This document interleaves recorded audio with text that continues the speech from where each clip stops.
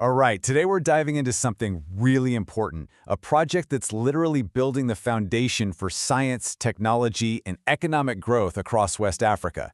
It's all about how we can turn brilliant ideas into real-world impact. So let's get into it.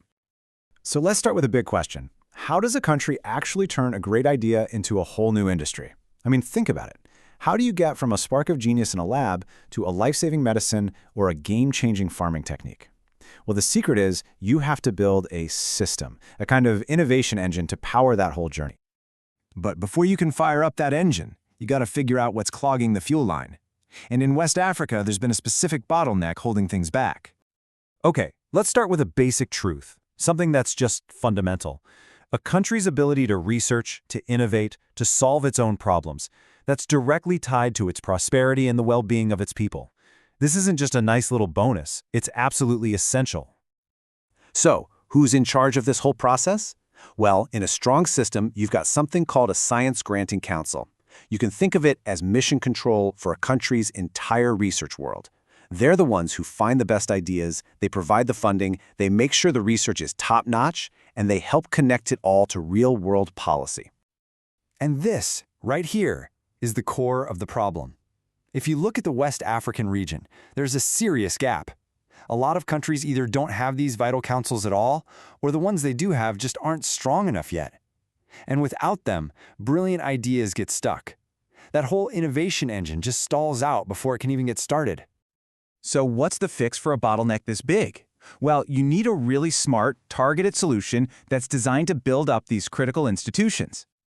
And that solution has a name, the SRIFA project. I mean, its goal is right there in the title. It's all about strengthening the national agencies that fund research and innovation. It's designed to fill that exact gap we were just talking about. And let me tell you, this is no small operation. We're talking about a major team effort. You've got implementing partners like the African Technology Policy Studies Network on the ground, with serious financial backing from international organizations like Canada's IDRC and the UK's FCDO. And it's all focused on 6 key nations in the region. And you know, they're really putting their money where their mouth is. We're talking about a commitment of over $700,000 US. That's a pretty clear signal of just how crucial everyone believes this initiative is for the future of West Africa. And look, this isn't some far-off dream. It's happening as we speak. The whole thing kicked off in 2023, and it's on a clear 3-year path to get the job done by 2025. Okay, so how are they actually doing this? What's the game plan on the ground? Well, they're using a really smart 2-pronged approach, because they know that not every country is starting from the same spot. And this is what's so clever about it. It's not a one-size-fits-all deal. For countries that already have a council, the focus is on strengthening it. Making it more efficient and effective. But for nations that don't have one at all, SRIFI is right there providing the technical know-how to build a brand new council from scratch. It's a completely tailored solution. So here you can see the breakdown, right? You've got Burkina Faso, Côte d'Ivoire, and Senegal on what they call the strengthening track. And then you have Ghana, Nigeria, and Sierra Leone on the building track, working to create these vital new institutions. Okay, having a great strategy is one thing. But what does this actually look like on the ground? Let's get into the action and see how these plans are turning into reality.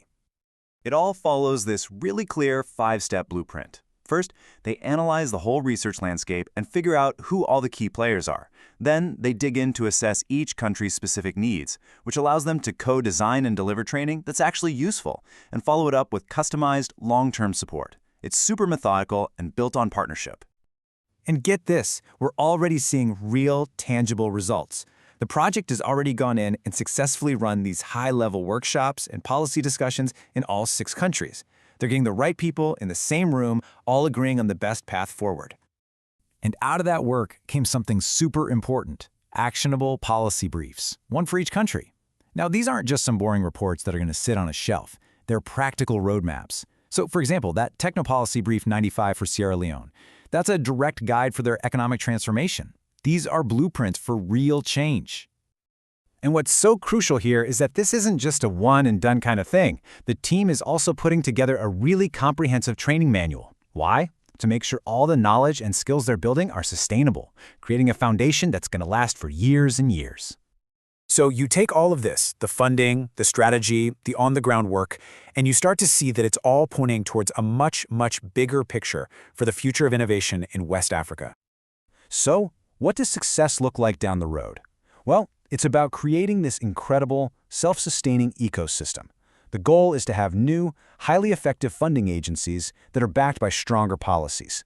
This leads to better research, way more collaboration between countries, and ultimately, real socioeconomic transformation that's driven by local talent. Yeah. At the end of the day, it's about so much more than just building organizations. It's about nurturing an entire environment where great ideas get the support they need, where cutting-edge research actually informs better policy, and where innovation can truly, truly flourish for generations. So, by building this innovation engine, the SRIFA project is basically setting the stage. And it leaves us with this one really exciting question. With this new foundation firmly in place, what incredible breakthroughs in medicine, technology, and development is West Africa going to unlock next, for itself and for the entire world?